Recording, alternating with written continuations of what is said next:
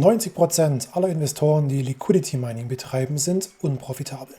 Und der Grund ist relativ einfach genannt, weil sie den Impermanent Loss nicht verstehen.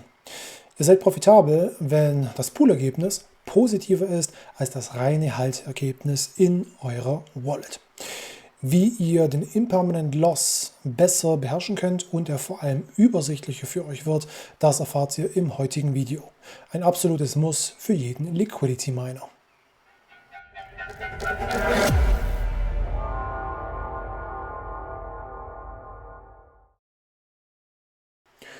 So meine Lieben, herzlich willkommen zum neuen Video hier auf unserem Kanal. Der blanke Gewinn oder auch Verlust alleine beim Liquidity Mining sagt noch überhaupt nichts aus.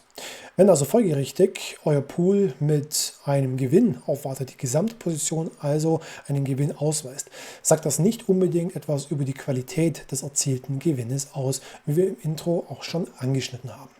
Doch jetzt stellt sich die Frage, wie können wir hier möglichst gut differenzieren? Die Antwort liegt in der intelligenten Verwendung eines zusätzlichen Werkzeuges. Und hier kommt die Crystal App tatsächlich auch zum Einsatz.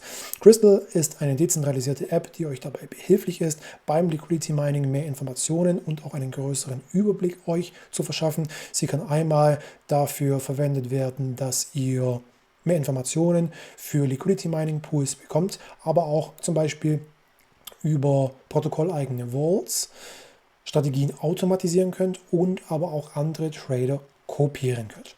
Wir wollen uns heute aber einen anderen Umstand angucken, und zwar eine Kennzahl, die die Crystal App für euch kenntlich macht. Und das ist, wie ihr in diesem Fenster hier seht, die Kennzahl Compare to HODL. Was bedeutet diese? Sie sagt im Endeffekt aus, ob ihr einen Vorteil oder einen Nachteil erwirtschaftet habt in der Liquidity Mining Position im Vergleich zum separierten Halten eurer Assets, die normalerweise im LP-Token sind, in eurer Wallet. Das heißt also, dass es entweder einen Vorteil anzeigt, also in grün, das wäre dann ein Impermanent Gain, also ein Gewinn, den ihr durch das Liquidity Mining erhalten habt im Vergleich zum Halten, oder wenn diese Kennzahl bzw. diese Zahl hier in Rot angezeigt wird, dann ist es tatsächlich ein Impermanent Loss und ihr habt schlechter abgeschnitten mit dem Liquidity Mining inklusive der Rewards im Vergleich zum puren und separierten Halten der Assets in eurer Wallet. Und hierüber lässt sich auch sehr gut herausfinden, ob die Mining Rewards, aber auch das Handhaben des Impermanent Losses intelligent und hoch genug ausfällt, um eben diese Schwankungen auszugleichen. Und wenn nicht, dann solltet ihr das Liquidity Mining wirklich sein lassen, denn dann ist das wirklich unprofitabel und verbrennt mehr, als ihr mit den Liquidity Mining Rewards überhaupt erwirtschaftet. Wenn ihr es allerdings schafft, dass diese Kennzahl grün ist, dann habt ihr echte und auch qualitative Zusatzerträge mit euren Assets erzielt. Im nächsten Schritt wollen wir euch noch 4 einfache Regeln an die Hand geben, wie ihr in Zukunft euer Liquidity Mining profitabler machen könnt. Hier also unsere 4 Regeln, die Liquidity Mining profitabler machen, wenn ihr diese auch einhaltet und euch immer wieder ins Gedächtnis ruft. Erstens, je höher die Korrelation der Assets im Pool, desto geringer ist der Impermanent Loss. Stablecoin Liquidity Mining hat nahezu keinen Impermanent Loss. Warum? Weil die Korrelation, sprich die Wertveränderung dieser Stablecoins, die ja in der Regel bei 0 ist, absolut identisch ist, und somit gibt es auch einen geringeren Impermanent Loss. Wenn ihr zum Beispiel Liquidity Mining mit Ether und gestakten Ether macht, die auch nahezu 1:1 korrelieren, ist auch der Impermanent Loss umso geringer. Wenn ihr hingegen einen Stablecoin habt und einen Meme-Coin, der eine brutale Volatilität aufzuweisen hat, dann ist euer Impermanent Loss maximal und somit auch umso schwerer zu beherrschen. Nummer 2. Je höher die Kapitalkonzentration im Pool, desto höher ist auch der Impermanent Loss. Hier reden wir vom V3 Mining und nicht vom V2 Mining, das auch als Full Range Liquidity Mining bekannt ist.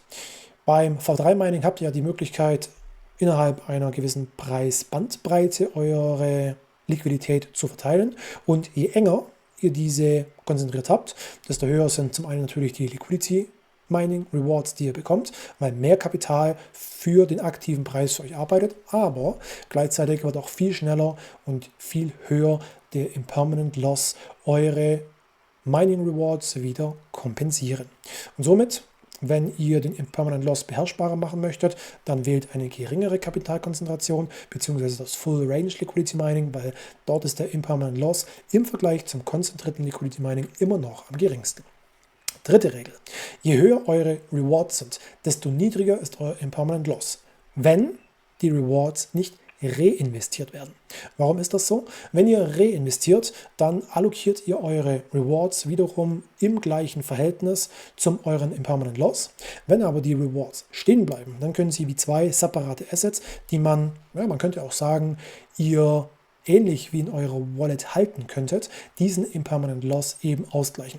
Wenn ihr also seht, okay, ihr schafft es nicht, den Impermanent Loss zu beherrschen mit den Rewards, dann solltet ihr auf alle Fälle die Rewards stehen lassen im Pool oder auch einfach nur claimen und in der Wallet stehen lassen und sie nicht reinvestieren, denn dann tut ihr euch eben leichter den Verlust, den ihr durch den Impermanent Loss vielleicht auch schon realisiert habt, wieder auszugleichen. Und die vierte Regel: Je öfter ihr euren Impermanent Loss realisiert, desto schwerer ist dieser auch auszugleichen. Bedeutet also, wenn ihr eine Kapitalkonzentration sehr stark vornehmt, mit zum Beispiel plus minus 5% um den aktuellen Kurs herum und ihr fallt heraus, schließt die Position und öffnet sie erneut, dann tut ihr jedes Mal wieder den Impermanent Loss realisieren und jedes Mal, wenn ihr das tut, habt ihr nicht die Möglichkeit, dass der Impermanent Loss sich wieder regeneriert und ihr braucht Glück oder sehr, sehr gute Vorhersageeigenschaften, was der Kurs macht, um das eben wieder auszugleichen. Und deswegen ist auch das Full Range Liquidity Mining bezüglich des Impermanent Losses viel leichter beherrschbar, weil ihr hier einfach die Möglichkeit habt, den Impermanent Loss relativ lange stehen zu lassen, um eben darauf zu warten, dass dieser sich wieder alleine ausgleicht, indem sich die beiden Assets, die im Pool miteinander gepaart sind, wieder aneinander angleichen. Wie ihr also seht, kann Liquidity Mining sehr, sehr lukrativ sein, wenn man es richtig anstellt und wenn man auch die Mechanismen dahinter verstanden hat. Die Zusatzerträge, die ihr beim Mining erwirtschaftet, sorgen dafür, dass euer Durchschnittspreis in euren Assets reduziert wird. Man könnte also sagen, dass die Rewards einen Dollar-Cost-Average-Effekt erzeugen, ohne dass ihr neues Kapital dafür in die Hand nehmen müsst bzw. investieren müsst. Wenn ihr mehr Informationen habt, um eure Position besser zu verstehen, dann sorgt das natürlich auch für einen besseren Überblick und ihr könnt Fragen, wie zum Beispiel, lohnt sich Mining denn überhaupt oder auch nicht, viel besser beantworten. Solche dezentralen Apps wie zum Beispiel Crystal sind wirklich Gold wert, um die ganze Sache besser zu verstehen, weil sie euch genau diese Informationen anbieten. Wenn ihr das Liquidity Mining in Zukunft profitabler werden lassen wollt, dann gilt, nehmt euch unsere 4 Regeln, die wir vorher ausgeführt haben, wirklich zu Herzen. Das allein macht euch schon zu einem wirklich besseren Liquidity Miner. Oder wenn ihr noch mehr Input braucht, werdet Mitglied in unserer Mastermind-Gruppe. Das dürfte genau das Richtige für euch sein, weil wir uns genau dort mit solchen Themen auch beschäftigen. In der Zwischenzeit könnt ihr diese 7 Tage absolut kostenlos und unverbindlich testen. Und wenn es euch nicht gefallen hat, hat es euch keinen Cent gekostet. Also nutzt die Möglichkeit. Wir sehen uns bis zum nächsten Video und vielleicht in unserer Mastermind-Gruppe.